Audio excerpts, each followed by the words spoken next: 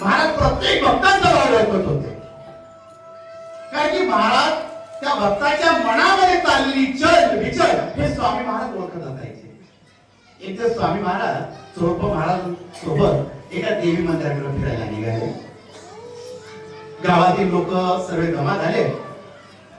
महाराज बोलले, आज मला या देवीच्या मंदिरातच झोपायचे.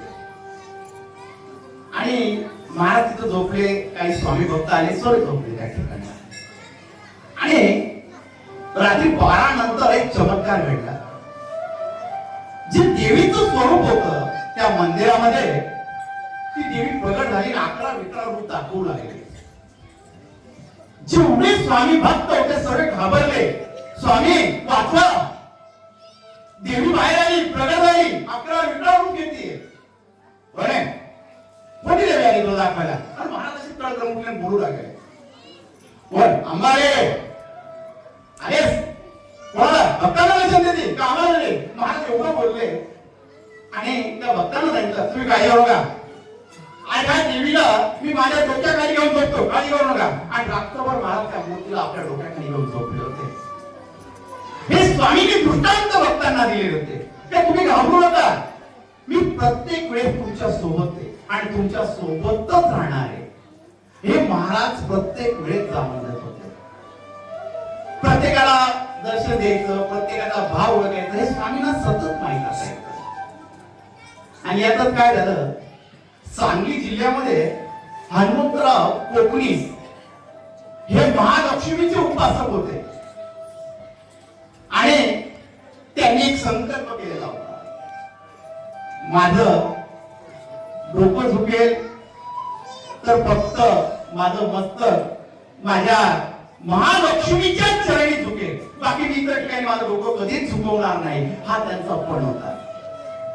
आणि त्यांना कधीच महालक्ष्मीचं दर्शनच होत नव्हते. दरवेळेस कोल्हापूरला जायची तयारी करायची, काही ना काही अडचण यायची आणि कोल्हापूरला जाणंच कधी होत नसते. आणि काय कोल्हापूरच्या महालक्ष्मीची ते आराधना करत असते. आणि ब्रह्मांड नायक त्यावेळेस आपल्या वटवृक्षाच्या छायेमधून सांगत असते, अरे हनुमंत, अरे फिरशील, येशील आमच्याकडे, आम्ही वाट पाहू तुझी, फार भेट करतो, येईल वेळ येईल. आणि माल खडाखडा हसू लागायचे. आणि हे बाकी भक्त म्हणायचे, महाराज कोणाला आवाज देत आहे, कोण हनुमंतराव? आणि महाराजांचे ज्यावेळेस शब्द निघायचे आणि त्या स्वामींच्या लीलांना प्रारंभ होत असते आणि महाराज प्रत्येकाला लीला दाखवत असते. आणि ह्या हनुमंतराव कोकणीसला एक दिवस काही भक्त भेटले आणि सांगू लागले, अरे कोल्हापूरची महालक्ष्मी नाही बरोबर, तर आपण अक्कलकोटला जाऊया, तिथं दत्त अवतारे माझे स्वामी समर्थ महाराज प्रगट झालेले, आपण त्यांचं दर्शन घेऊया. आणि दर्शनाने जे समाधान मिळेल ते फार वेगळे. हनुमंतराव पत्नीला बोलले, तयारी कर, आपण अक्कलकोटच्या दिशेने जाऊ, दत्त अवतारी स्वामी समर्थ महाराज त्यांचं दर्शन घेऊ. अहो तिथं गेलो तर तुम्ही तर तिथं मस्तक झुकवणार नाही, मग दर्शनाला कशाला जाताय? अगं मी नमस्कार तर करेल, त्यांचं बोलावणं आलेलं आहे का? मग तिकडून येऊन चिडचिड करू नका, तू काही बोलू नको, तयारी कर, आपण दोघं स्वामींच्या दर्शनाला जायचंय.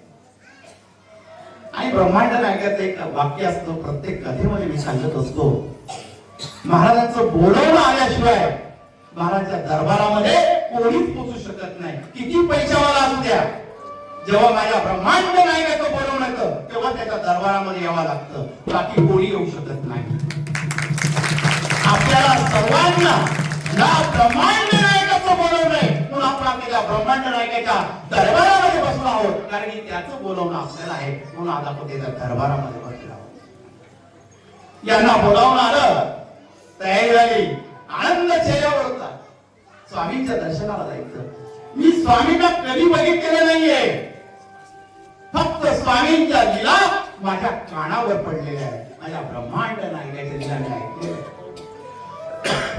नवरा बायकोची तयारी झाली, मित्रांची तयारी झाली, स्वामी भक्तांची तयारी झाली, सर्व अक्कलकोटच्या दिशेने स्वामींच्या दर्शनाला निघालेले होते. आणि महाराज वटवृक्षाच्या छायेमध्ये सकाळचं स्नान चाललेलं होतं. महाराजांचा आनंदी चेहरा होता. चैत्र शुद्ध पक्ष त्या दिवशी होता आणि त्या दिवशी चैत्रातले नवरात्र चालू असताना माझ्या स्वामींच्या चेहऱ्यावरच्या हास्य आनंद निर्माण झालेलं होतं. महाराज जसे कोणाची वाट पाहत आहे, महाराजांना काहीतरी लीला करायची, एक आनंद ब्रह्मांड नायकाच्या चेहऱ्यावरचा होता. आणि बाळप्पा महाराज स्वामींना जेव्हा त्यांच्या अंगाला चंदन लावत होते आणि स्वामींचं अंग एकदम कापसासारखं मऊ लागत होतं बाळप्पा महाराजांना, तेव्हा बाळप्पा महाराजांना संकल्प कळाला, आज स्वामी काहीतरी खुशी काहीतरी लीला घडणार आहे. त्यांना हे समजून चुकलेलं होतं आणि महाराजच्या आनंद चेहऱ्यावरचा दिसत होता. महाराजांनी स्नान केलं, अंगावर पितांबर घेतला आणि माझा ब्रह्मांड नायक वटवृक्षाच्या छायेमध्ये बसला. आणि बसलेला असताना हे हनुमंत कोकणी त्या ठिकाणी आले आणि आलेले असताना स्वामी पुढे असंख्य गर्दी होती आणि डोळे मिटलेले होते आणि डोळे उघडले, साक्षात स्वामी महाराज त्यांना दिसू लागले. महाराजांच्या मागचं वलय त्यांच्या मागे गोलगोल फिरू लागलं. मी असा चेहरा आजपर्यंत बघितला नव्हता, आता दिव्य पुष्करी मी बघितलेला नव्हता. डोळ्यातून पाणी निघू लागलं आणि स्वामींकडे साक्षात नजर लावून बघू लागले. हजारो सूर्यांचं तेज माझ्या ब्रह्मांड नायकाच्या चेहऱ्यावर झळकत होतं. एवढी शक्ती नाही माझ्याकडे की मी एवढं तुमचं स्वरूप माझ्या डोळ्यामध्ये साठवून ठेवेन स्वामी. आणि डोळे मिटून घेतले, डोळ्याच्या अश्रुधारा वाहत होत्या. महाराजांपुढे नमस्कार केला, प्रत्येकाने स्वामींच्या चरणावर मस्तक ठेवलं. पण हनुमंत कोकीतांनी काही स्वामींच्या चरणावर मस्तक ठेवलंच नाही, फक्त हात जोडून स्वामींकडे सारखे बघत राहिले. आणि महाराज त्याच्याकडे बघत असताना स्वामी बोले, काय कुठे चाललास? झालं दर्शन झालं? हो स्वामी दर्शन झालं, माझं जीवन धन्य झालं स्वामी, तुमचं दर्शन झालं. पण स्वामी महाराज मी क्षमा मागतो, तुम्ही माझ्या प्रसन्न झाला, मला तुमचं दर्शन भेटलं स्वामी महाराज, हे माझं मी भाग्य समजतो. पण एका गोष्टीसाठी मला क्षमा करा स्वामी, मला क्षमा करा. अरे कसली क्षमा महाराज? आयुष्यामध्ये जे पण घेतलेलं आहे माझं हे मस्तक आहे, हे फक्त कोल्हापूर महालक्ष्मीच्या चरणी झुकेल, हा माझा पण आहे. काय अरे महालक्ष्मीच्या चरणी का देवामध्ये भेद करतात?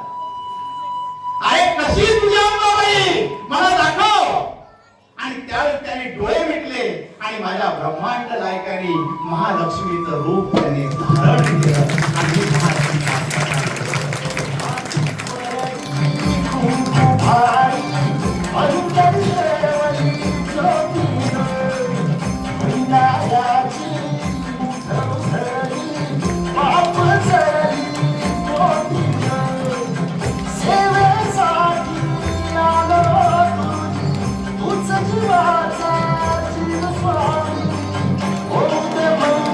Oh,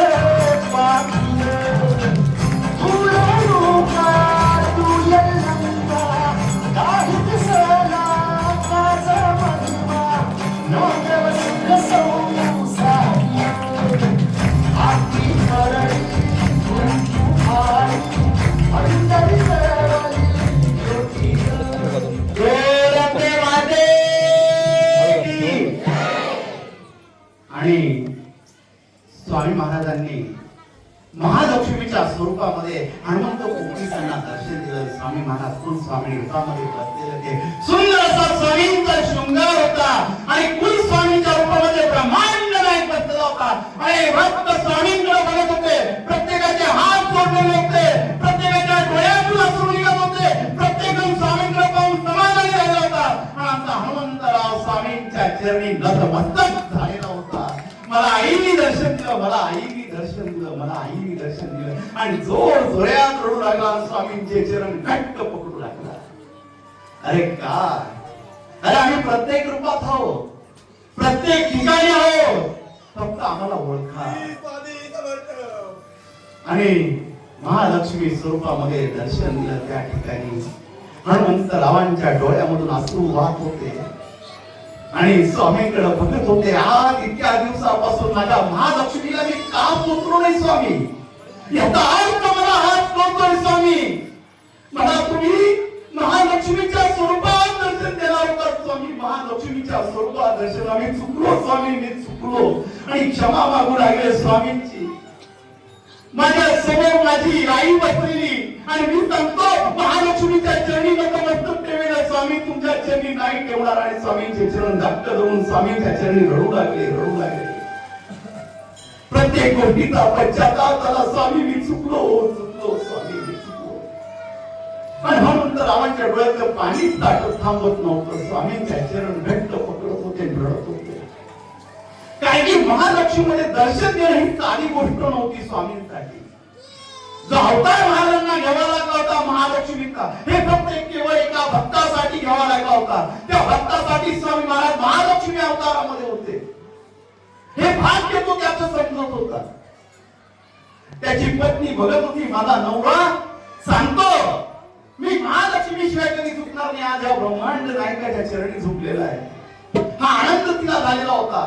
असंख्य स्वामी भक्त हा चमत्कार बघत होते स्वामींचा आणि प्रत्येकाला कोण स्वामी अवतारामध्ये दर्शन भेटत होतं स्वामींचं. आणि ती महालक्ष्मी प्रगट झालेली होती अक्कलकोट मध्ये. हनुमंतराव स्वामींपुढे झुकलेले होते. स्वामींनी आशीर्वाद दिला, मला मठ उभा कर. आणि त्यावेळेस हनुमंतरावांनी सांगली जिल्ह्यामध्ये स्वामींचा मठ स्थापन केला. आज तुम्ही कधी सांगली जिल्ह्यात गेलात तर महाराजांना आज सुद्धा महालक्ष्मीच्या अवतारामध्ये सजवल्या जातो. सांगली जिल्ह्यामध्ये जो स्वामींचा मठ आहे, आज भी तो मठ त्या सांगली जिल्ह्यामध्ये आहे. आणि हनुमंतरावांवर स्वामींची कृपा झालेली होती. आणि ज्यावेळेस स्वामींची कृपा होती आणि त्यावेळेस माझा ब्रह्मांड नायक एकच आशीर्वाद देतो, येऊ नको मी तुझ्या पाठीशी. ही स्वामी कृपा आहे. जे स्वामी महाराजांनी महालक्ष्मीचा अवतार घेतला, जे दर्शन दिलं, आज सुद्धा आपण भाग्यवान आहोत. आपण सुद्धा हनुमंतरावांसारखे स्वामी समोर आलो आहोत आणि महाराज स्वामींच्या रूपामध्ये साक्षात सजलेले आहे. स्वामींचं स्वरूप साक्षात लक्ष्मी सारखे. तर महाराजांना नजर तर नाही लागणार ना, असं स्वामींचं स्वरूप दिसतंय की तुम्ही बघत राहा की माणसाची नजर हटत नाही आज महाराजांकडे बघून. एवढं सुंदर स्वरूप स्वामींचं दिसतंय. हा ब्रह्मांड नायक आहे. अशी ब्रह्मांड नायकाची कृपा आहे. आणि आज आपल्या हळदी कुंकाच्या कार्यक्रमानिमित्त ती कृपा आपल्याला प्राप्त झालेली. तर प्रथमतः ज्यांना चिठ्ठ्या भेटल्या नसतात तर त्यांना चिठ्ठ्या द्यायच्या आहेत. चिठ्ठ्या वाटून द्या. ज्यांना नसतं भेटलं त्यांनी बोटवर करायचं आहे.